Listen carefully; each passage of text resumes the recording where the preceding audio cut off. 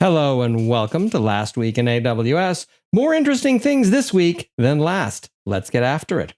AWS IAM Identity Center adds independent 90 days session duration for Amazon Code Whisperer.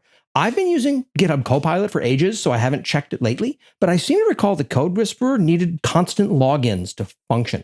Maybe that's changed, but I'm not super interested in paying for a second coding assistant when the first one is as great as Copilot is. Still, this is a good change, and it's interesting that you can have different session lengths for different things. Wonder what that's going to mean in the future. This episode's been sponsored by our friends at Panoptica, part of Cisco. This is one of those real rarities where it's a security product that you can get started with for free, but also scale to enterprise grade. Take a look. In fact, if you sign up for an enterprise account, they'll even throw you one of the limited, heavily discounted AWS Skill Builder licenses they got, because believe it or not, unlike so many companies out there, they do understand AWS. To learn more, please visit panoptica.app/lastweekinaws. That's panoptica.app/lastweekinaws. Deloitte and AWS strategic collaboration to accelerate cloud adoption in growth markets. Perhaps next they could strategically collaborate to get Deloitte's website to stop living at the www2 subdomain. I get that cloud migrations are tricky, but you do see how having that for decades kind of undermines your whole "we're experts in cloud adoption" go-to-market messaging, right? Improve cost visibility of Amazon EKS with AWS split cost allocation data. Credit where due, this is nice. Split allocation on clusters is a perennial problem for customers. Congratulations to the Party Rock Generative AI Hackathon winners. Holy crap, the winner got 20 grand as a prize. Oh, wait, they're AWS credits. Never mind, go and put it with the others. But seriously, congratulations to the folks who entered just based on the sheer creativity it expressed. There's so much clever lurking within AWS's gargantuan user community. Nice to see some of it get showcased. Access Amazon RDS across AWS accounts using AWS Private Link, Network Load Balancer, and Amazon RDS Proxy. I'm in account A and want to access RDS in account B. This blog post explains how to do it.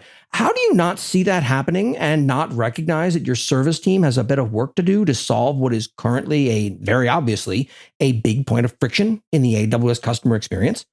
I'll make it listen publicly and maybe remember to add a security group. It's easier, is what actual customers often do.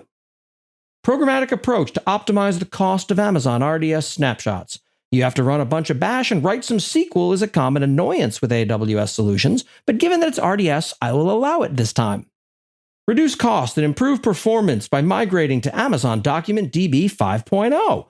The strong pick-me vibes from this are impressive. It turns out that customers aren't migrating to Amazon Basics MongoDB in droves, and the palpable sense of desperation to boost the service's revenues can be felt in the way this post is worded.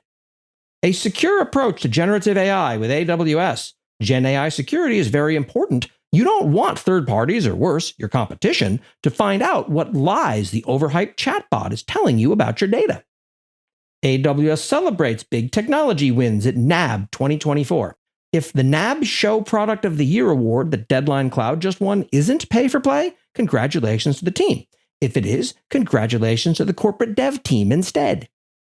New AWS survey reveals the link between AI fluency and the next education revolution. Company desperate to sell you AI ML at any cost, which is high obviously, commissions a survey that shows positive things happening if you learn more about AI. Surely there are no conflicts of interest at work here. Few things are better for your career and your company than achieving more expertise in the cloud. Security improves, compensation goes up, employee retention skyrockets. Panoptica, a cloud security platform from Cisco, has created an academy of free courses just for you. Head on over to academy.panoptica.app to get started. CVE 2024-28056. Okay, good work, friends at Datadog, finding this in Amplify. Security is hard, but unlike a large Redmond-based competitor, AWS seems to take it seriously enough to fix the issues quickly while also communicating with impacted customers. What a zany idea. Surely that can't scale, can it? Creating shortcut links to AWS Management Console destinations in the AWS IAM Identity Center. This was a document that showed up with no post, which is annoying. You can now click around inside of the Access Center portal and have links that go directly to explicit services in given regions. This is awesome. Please talk about it. People want this.